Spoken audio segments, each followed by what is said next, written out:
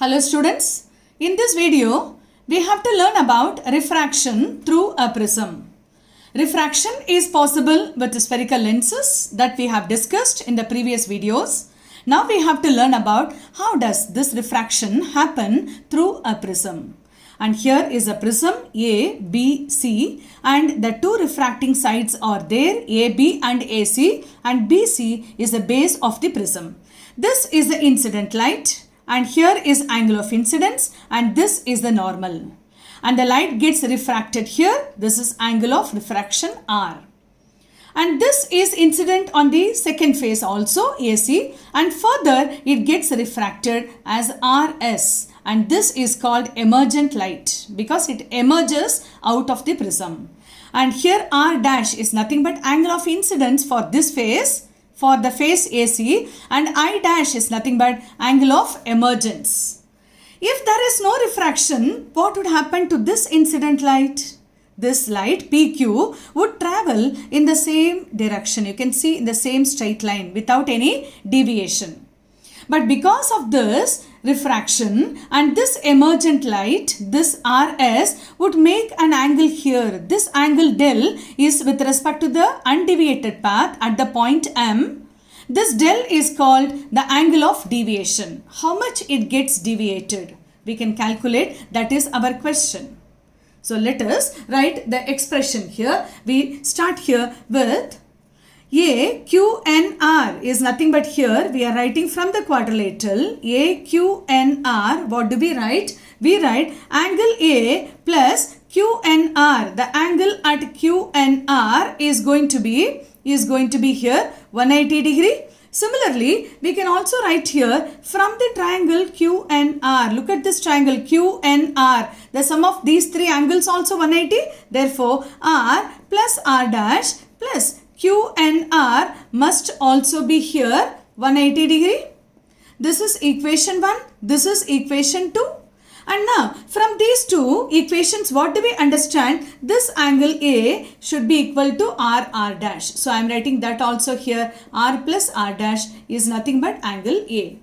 And this angle of the prism is A here for the given prism. Now, we also write from one more triangle, that is where the deviation is to be calculated, MQR. From the triangle here, M, Q and R, what do we write? Because we need to know what is the angle at Q and what is the angle at R, then we can write the exterior angle del. So, I am writing the expression here. The angle of deviation can be written here with angle at Q and plus angle at, that is MQR, then MRQ. This is to be calculated. Then we can calculate what is the angle of deviation. For this, we can also see, look at this diagram. This Q can be written as I minus R.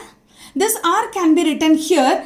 R can be written here I dash minus R dash. Therefore, I can write here the value for del, that is going to be I minus R plus I dash minus R dash, and I can rearrange this I plus I dash, bring it to one side, plus R plus R dash.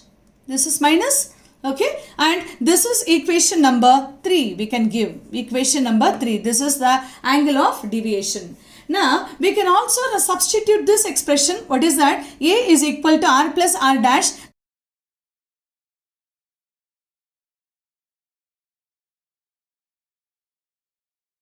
This is very important equation here. Angle of deviation is equal to, this is angle of incidence, angle of emergence minus angle of the prism. So, you can also write I plus I dash, this is equal to here as del plus A. This is also the next step, equation number 5.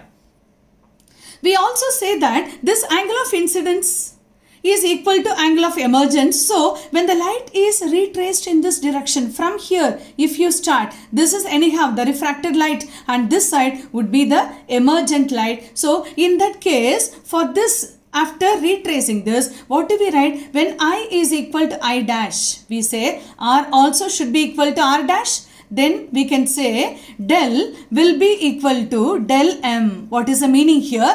This will be the minimum deviation. Look at this. When I increases in this direction, del initially decreases the angle of deviation and it comes to the lowest value and then it starts increasing. This lowest value is said to be here angle of minimum deviation.